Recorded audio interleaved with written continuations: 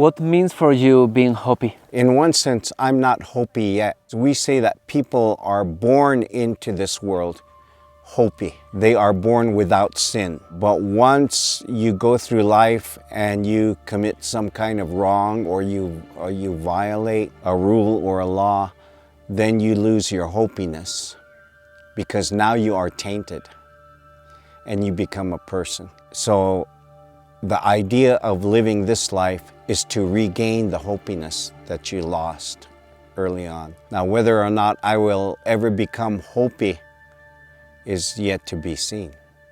I don't know if I'll ever get there again. For us, you need compassion, respect in your life. You need to be motivated, self-directed, and you need to be industrious. And if I take all of those ideas and I integrate them into my life and practice doing those things, whatever benefits I receive, if I share those benefits with other people, then I'm on my way to becoming Hopi again. And my uncle used to just advise me, don't ever call yourself Hopi. You're only human. You have shortcomings. We all have shortcomings. We all are tainted because we've all sinned in some way. So we're only people. But the reason why we're here is to change our lives so that we become pure again. Hopefully that happens to a person before they die to this life.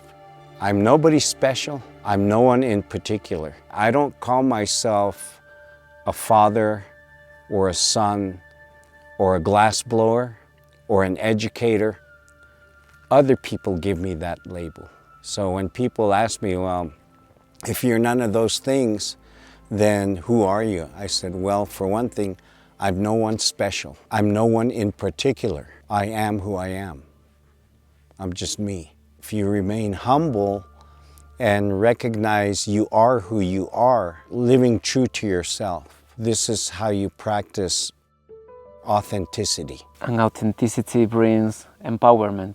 Self-empowerment, right, yes. Authenticity and your beliefs and your values, if you practice them wholeheartedly, will change your life completely for the better. For the Hopi, what is the concept of owning or not owning? There's no concept of ownership because everything that we use in our lives comes from the earth. As people, we did not create the earth, we did not create the universe. That was created by someone or something else. Some people call it God. Other people call it the Great Spirit. Some people call it Allah, Jehovah. We have our own term for this power that we don't understand. We can't comprehend it, so we give it a name. We use the word katay matakateka in our language. It refers to the one who lives unseen. So everything in creation belongs to that entity, whatever it may be. I don't even know what to call it. Is it a creator? Is it a supreme being? But that really doesn't matter because we'll never totally understand who it is or what it is as humankind. We can only speculate. So everything here behind me, the earth, the sky, the clouds, plants, animals, even people, we can never claim ownership to that. We can be stewards, take care of this place, but we can't own it. Did we forget our role of protecting this place? A person who lives in a limited worldview is dealing with two separate entities. You're dealing with its or you're dealing with thous. If you consider nature and everything in nature and it, what it means that you can exploit it. Because for you, it's inanimate, it has no life to it, there's no spirit. So it's just an object. But if you look at the plants and animals, the earth, the sky, everything as a thou, you can communicate. Not through words, but through emotion, through the psyche, through the mythologies that we grow up with. This is how you have a direct connection with the world around you. In order to justify war, killing your fellow human being, you first have to turn them into its. You have to turn a thou into an it, and when it becomes an it, then you're justified in annihilating them. So we create names for the other thou if we want to conquer them, to kill them. They have to become its. And when you turn a thou into an it, that justifies war. Talking about destruction, what about the first, second, third, fourth world in the Hopi knowledge? The prior worlds started out pure, but over time people lose direction, they lose their hopiness, and they fall into a way of living where violations of laws are inconsequential. And when you have the idea that you can reign over the world, over nature, then you're setting yourself up for trouble. A person who destroys the country or other people will only rule over ashes. How is for you the Hopi to live in a country as the United States that before used to be your whole homeland? First of all, we don't own the earth. We're here temporarily as humankind. I was born and I'm living my life, but I'm not going to be here forever. So I already accept the idea of someday I will cross over from this life to the spirit life. It took me years and years, but now I'm okay with it.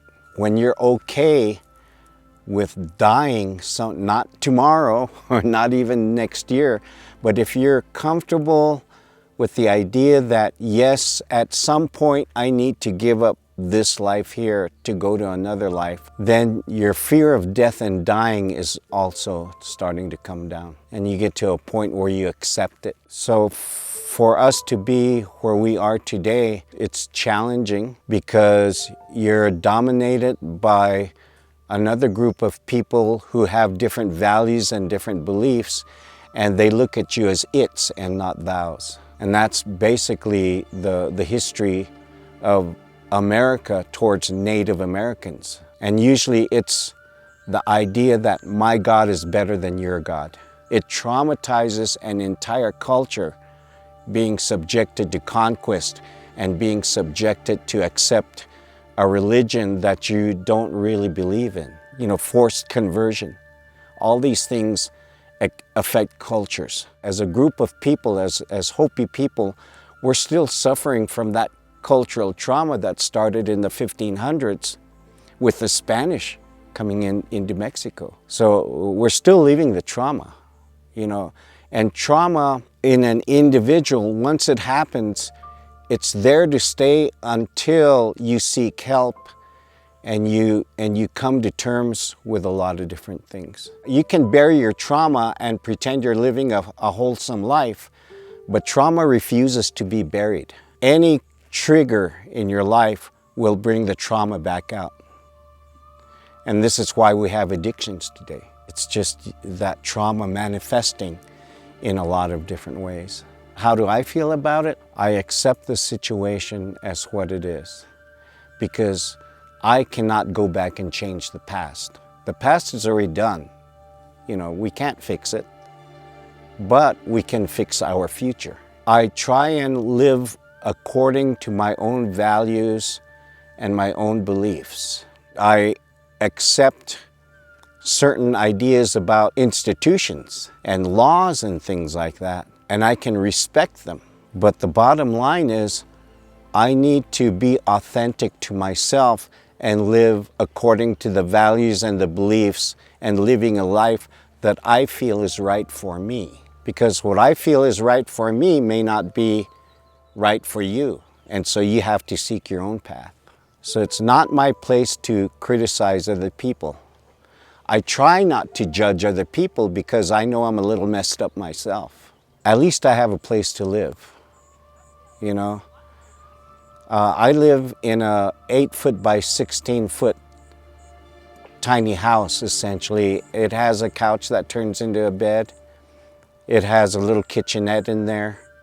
Nature is my bathroom, but that's all I need, because I know that my children love me.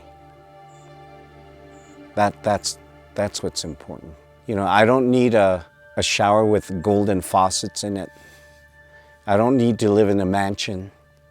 you know? My approach to living as an individual is learning how to become a minimalist without punishing yourself.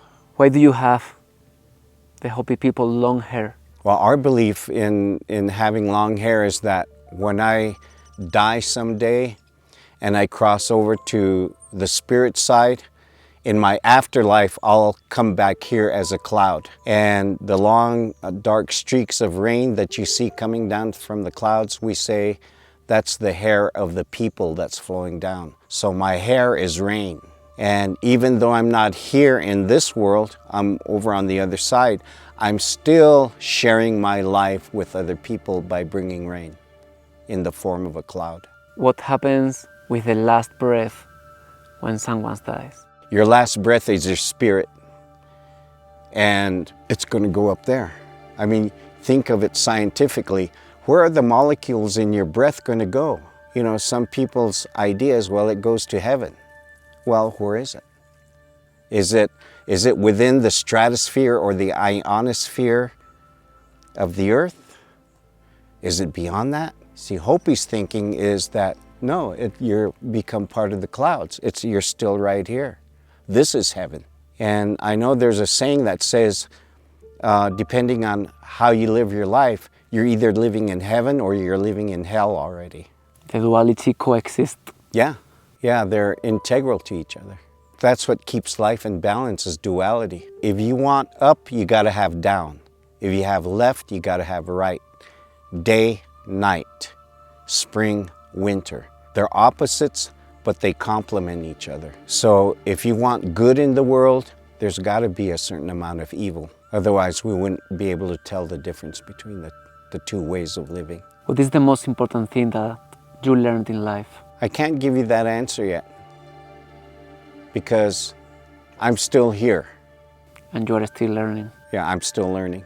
I hope in some decades, before your last breath goes to the clouds, you can answer to me and to yourself. Yeah, and maybe I'm not even there yet when I take my last breath. Then I hope to get the answer in a heavy rain. Well, I asked my uncle when I was in my teens about the afterlife, and he said, I can't tell you what it's like over there because I haven't been there yet. He said, but when I get to the other side, I'll write you a letter and tell you what it's like. Did you get that letter? I'm still waiting for it. I check the mailbox every day. Still no letter from him. He's probably too busy wherever he is. What is the sense of life for you? Life is beautiful if you live it properly. You create your own world by your thoughts and your actions. That's what we call free will. We do have certain belief systems, but you respect everything. And because we're a matrilineal culture, the woman, the female, is more important than the man is in our culture. Hopis believe that all life is sacred, but we are also given free will. And I should not foist my beliefs on other people. Let everybody decide for themselves. What is happiness for you, Ramson? What's happiness for me? Waking up alive, knowing that there will be challenges down the road that I need to overcome, but I also feel good about the idea that I have the resources inside me to deal with these things. So happiness for me is living a life that's relatively stress-free. Living a stress-free life is keeping me healthy. Physically, emotionally, psychologically, spiritually, it's keeping me healthy. What is your relationship with nature? Nature is a thou. And I'm not just talking to you. You're not the only one here that's listening to my words. These bushes and these rocks and these dried up logs and the trees and the clouds in the sky, they're listening in on this conversation. We have an audience.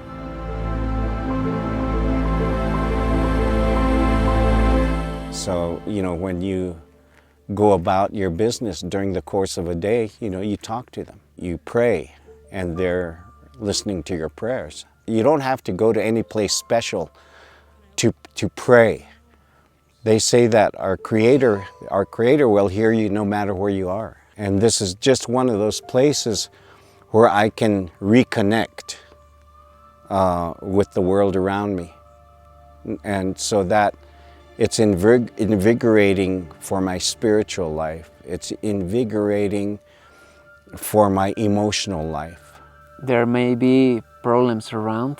If you want a solution in your life, you got to have a problem. Problems are temporary. If you create a permanent problem, it's because you're not putting forth the effort and you don't have the desire and the motivation to deal with it.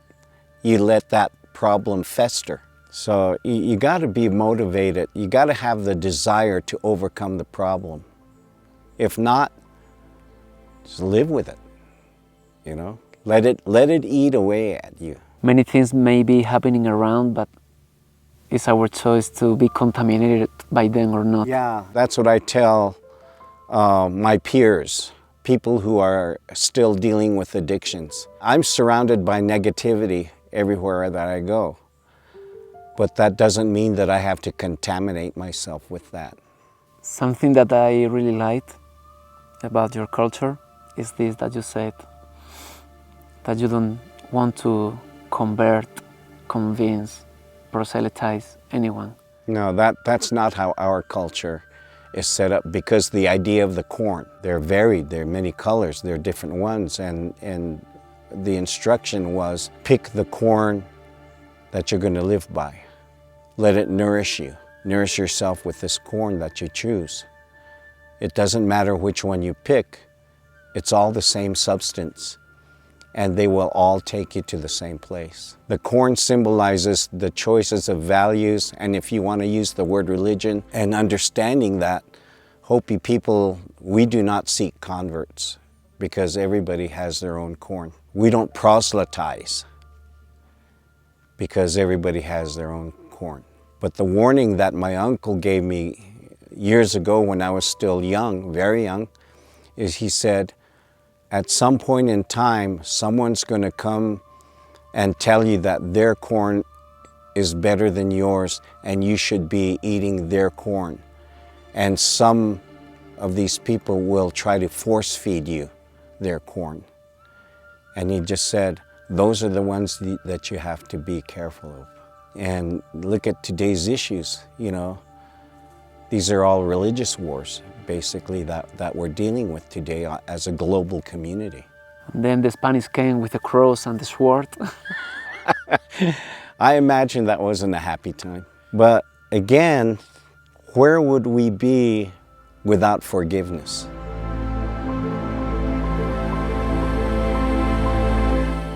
It's better than living with rage. Yeah, exactly. Rage brings pain. Mm-hmm. And rage brings war, inevitably, yeah. We reach that point. Many times. Mm-hmm.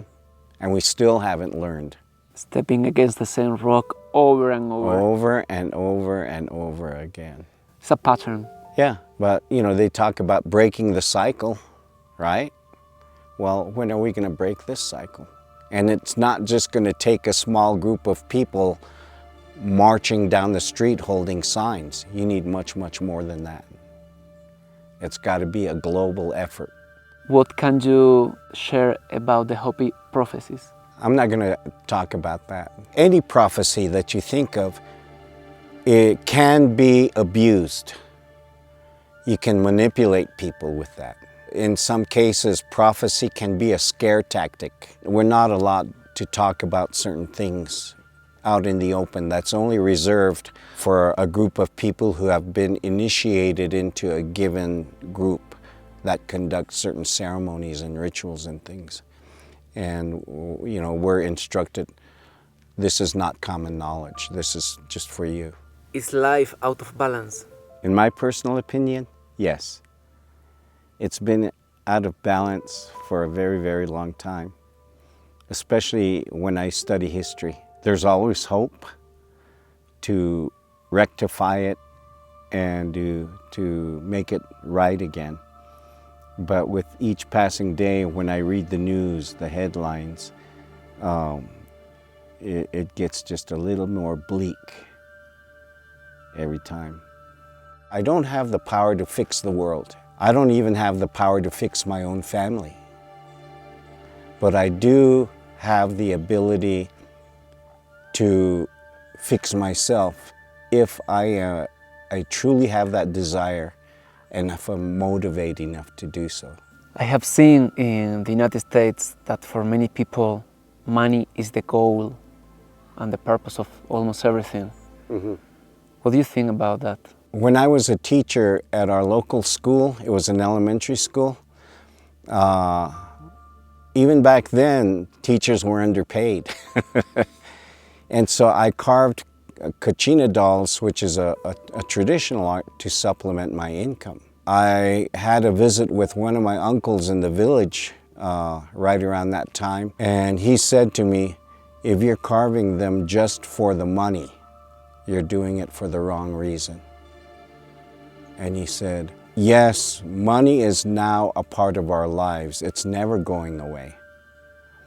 But to do what you're doing just for the sake of the dollar, of making money, you're doing it for the wrong reason. You're creating art to help to heal people. That's why you create art. And he said, as long as you're doing this to help others, then your needs will be provided for. But over time, you come to understand, do I really need this stuff? Do I really need a huge TV? Do I really need to live in a big house? Do I really need to have 3 or 4 vehicles like some people do? No, life can be more enriching with less possessions. Money is okay. Let's face it, it's not going away. It does have its uses. But you get into trouble when you start to overindulge and you take it for granted. That's when problems begin. By living within your own means, by living according to your own values and beliefs, and acknowledging that you don't need a lot of stuff in this life. There are some necessities that we all need. Everything else you can do with, my wardrobe is very small. I have 2 pairs of shoes and 1 pair of slippers. What else do I need? So we can get by with very less and still be happy. For me, the bottom line is life is good. And I read that on a t-shirt.